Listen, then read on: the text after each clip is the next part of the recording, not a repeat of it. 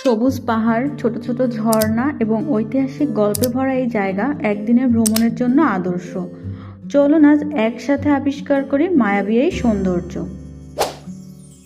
স্বাগতম আমাদের আজকের ভিডিওতে। আজ আমরা এক্সপ্লোর করব নেত্রকোনা জেলার কলমাকান্দা উপজেলার এক লুকানো সৌন্দর্য, পাঁচগাঁওয়ের চন্দ্রডিঙ্গা পাহাড়।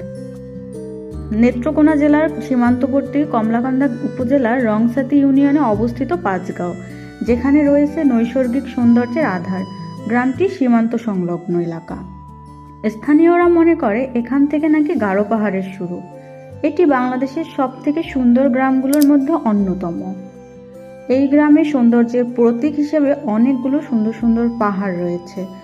স্থানীয়রা যাকে কলমাকান্দার পাহাড় বা চন্দ্রডিঙ্গা পাহাড় নামে চেনেন। চন্দ্রডিঙ্গা নামকরণের পিছনে একটি গল্প রয়েছে, যা শত শত বছরের পুরানো এক গল্প।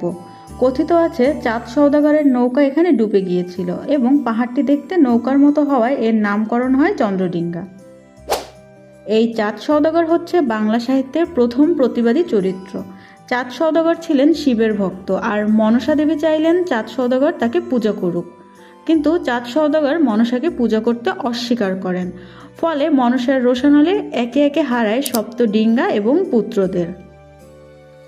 পাঁচগাঁওয়ের আঁকাবাঁকা রাস্তা দিয়ে যখন এগিয়ে যাবেন, শেষে গিয়ে দেখবেন চারপাশের সমতল ভূমির মাঝে অবস্থিত এই সবুজ টিলাগুলো দাঁড়িয়ে আছে, যা প্রকৃতির এক অপরূপ সৃষ্টি। চন্দ্রডিঙ্গা পাহাড়ে ভ্রমণ করলে আপনার চোখে পড়বে ছোট ছোট ঝর্ণা, ঝিরি পথ এবং সবুজে মোড়া টিলার সারি। এখানকার ঝিরির ঠান্ডা পানি এবং শীতল পরিবেশ আপনার ক্লান্তি মুছে দিবে এক মুহূর্তে। এত শীতল, নির্মল, আরামদায়ক একটা পরিবেশ। পাহাড়ে হেঁটে ক্লান্ত হলে বট গাছের নিচে বসে বিশ্রাম নিয়ে আবার চলতে শুরু করতে পারবেন।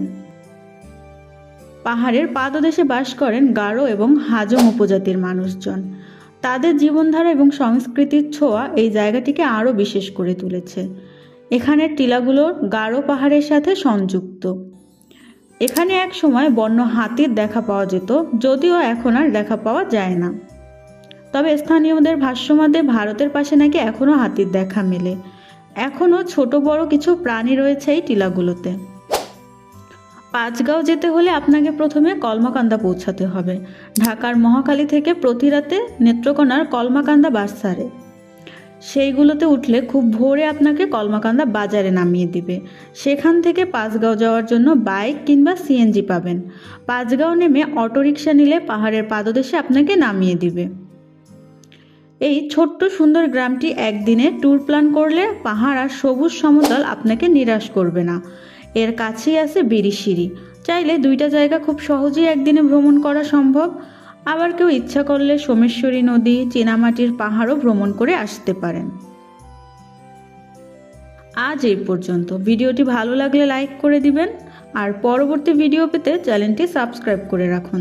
কথা হবে নতুন ভিডিওতে নতুন কোনো স্থান নিয়ে।